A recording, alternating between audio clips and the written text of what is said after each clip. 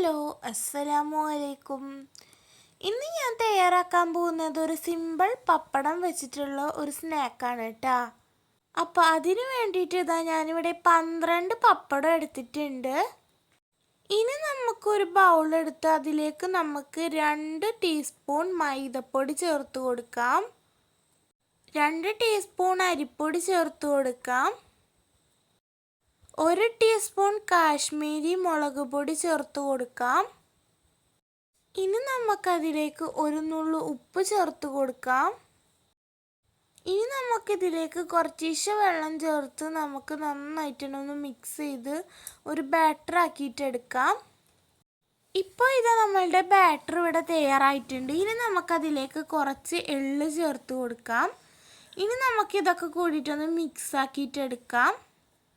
ഇനി നമുക്കിത് മാറ്റി വെക്കാം. ഇനി നമുക്കതിലേക്ക് 2 സബോള, 1 പച്ചമുളക്, കുറച്ച് മല്ലിയില, 2 തണ്ട് കറിവേപ്പില, 1/2 ടീസ്പൂൺ ചെറിയ ജീരകം, ഇഞ്ചി വെളുത്തുള്ളി ചതച്ചത്.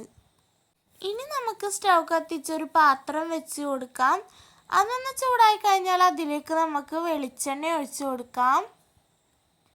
വെളിച്ചെണ്ണ ഒന്ന് ചൂടായി കഴിഞ്ഞാൽ ഇനി നമുക്ക് നേരത്തെ നമ്മൾ ചെറുതാക്കി അരിഞ്ഞു വെച്ചിട്ടുള്ള നമ്മുടെ സബോള ഇതിലേക്ക് ഇട്ട് കൊടുക്കാം. ഇനി നമുക്കിതൊന്ന് വഴറ്റിയെടുക്കാം.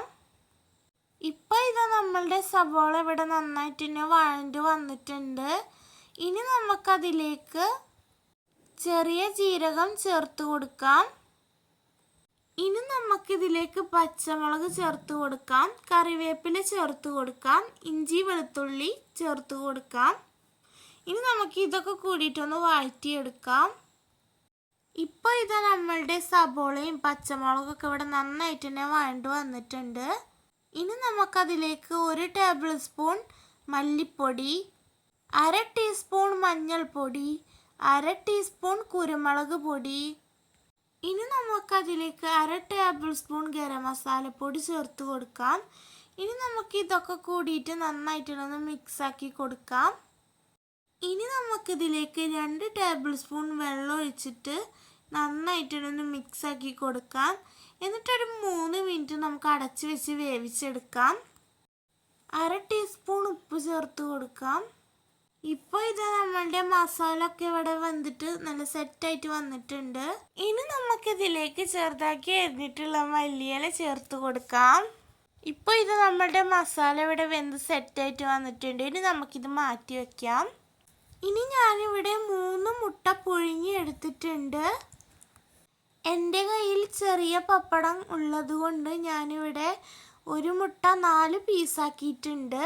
നിങ്ങളുടെ കയ്യിൽ വലുതാണെന്നുണ്ടെങ്കിൽ 1 മുട്ട നമുക്ക് 2 പകുതിയാക്കി എടുത്താൽ മതി. ഇനി നമുക്ക് ഒരു പപ്പടം എടുത്ത് അതിലേക്ക് നമുക്ക് കുറച്ച് ഫില്ലിങ്സ് വെച്ച് കൊടുക്കാം. എന്നിട്ട് ഒരു മുട്ടയുടെ പകുതി എടുത്ത് അതിലേക്ക് വെച്ച് കൊടുക്കാം. എന്നിട്ട് നമ്മൾ നേരത്തെ തയ്യാറാക്കി വെച്ചിട്ടുള്ള ബാറ്റർ 2 സൈഡിലും തേച്ച് കൊടുത്തിട്ട് വീഡിയോയിൽ കാണുന്ന പോലെ തന്നെ ഒന്ന് ഫോൾഡ് ചെയ്തെടുക്കാം. അതിൻ്റെ മുകൾ ഭാഗത്തിലേക്ക് നമുക്ക് കുറച്ചും കൂടി മാവ് തേച്ച് കൊടുക്കണം.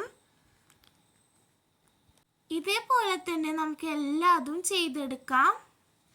ഇപ്പോൾ ഞാനിവിടെ എല്ലാതും ചെയ്തെടുത്തിട്ടുണ്ട്. ഇനി നമുക്ക് സ്റ്റൗ കത്തിച്ച് ഒരു ഇരുമ്പിൻ്റെ ചട്ടി വെച്ച് കൊടുക്കാം.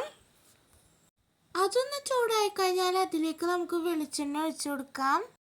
ഇനി നമുക്ക് നേരത്തെ തയ്യാറാക്കി വെച്ചിട്ടുള്ള നമ്മളുടെ ബാറ്ററിലേക്ക് നമ്മളുടെ പപ്പട സമൂസ ഡിപ്പ് ചെയ്തിട്ട് തിളച്ച് വന്നിരിക്കുന്ന എണ്ണയിലേക്ക് ഇട്ട് കൊടുക്കാം.